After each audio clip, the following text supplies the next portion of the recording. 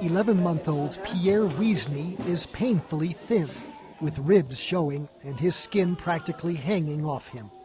He weighs just 11 pounds, or 5 kilograms. When the circumference of his arm is measured, an indicator of deep body fat, he's well into the red zone. No surprise, Pierre is severely malnourished. The same applies for 3-year-old Alcincor Gerviscon. It's clear even without measurements to see that his growth has been stunted by the same condition. He weighs only 15 pounds, or 7 kilos. In most of these cases, the children got this way due to poverty and a lack of access to good food. If they're not given emergency treatment, they could die or suffer more effects of malnutrition, including reduced brain development. For staff at this clinic in northern Haiti, the intervention comes in these bright green packets. They contain Medica Mamba, which means peanut butter medicine in Creole. It's a ready-to-eat paste packed with nutritious ingredients that over a period of weeks gives a jolt to the system and puts children back on track. It's made by a U.S.-based nonprofit called Meds and Food for Kids, or MFK. You can't rehabilitate a child who has severe malnutrition with a plate of beans and rice. There's just no way. Their stomachs are too small, their nutritional requirements are too great to ever be satisfied in that way. So the quantity and the density of food is really important, and that is why ready-to-use therapeutic food and Medica Mamba is such a great answer. At another clinic, where children have been on the therapeutic food for several weeks, the difference is striking. When Gerline Deti arrived 3 weeks ago, she weighed 10 pounds. After 3 weeks in the program, she's gained 2 pounds and is far more active. The head nurse says Medica Mamba is a lifesaver.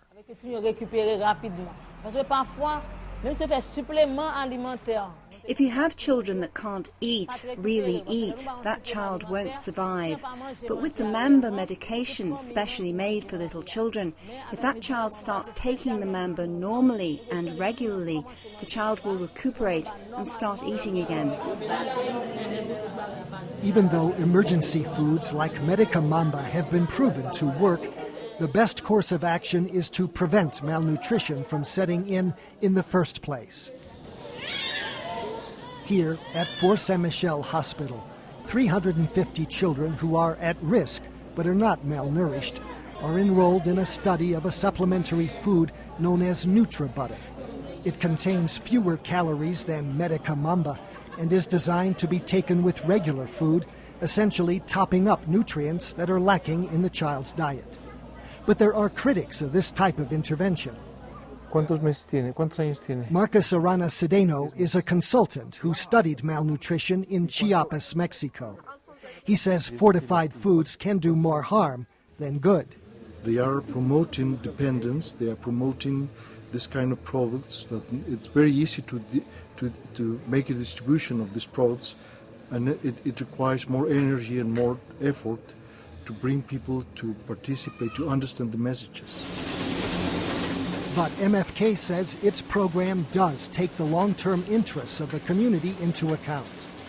Rather than simply import the food, the organization makes the product in Haiti and works with local farmers, buying their peanuts and teaching them how to improve their yields.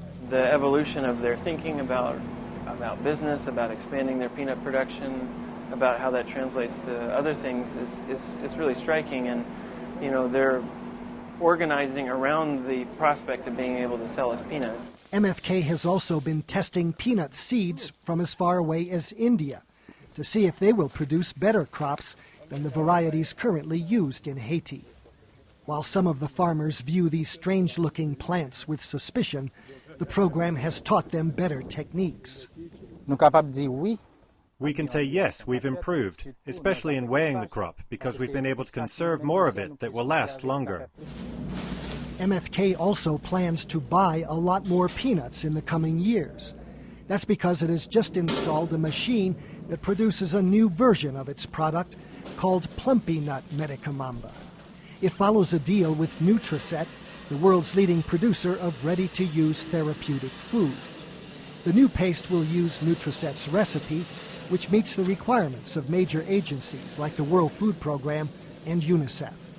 Each serving must come in an individual 500-calorie pack and have a shelf life of 2 years. The expansion includes plans for a new factory, which the organization says will create at least 50 jobs. And once the aid agencies approve local crops for use as the main ingredient, MFK says it will use nearly 1,000 peanut farmers as suppliers. It is about children, of course, but it is more than that. It has the opportunity to actually catalyze economic and agricultural development in a country where, it's needed.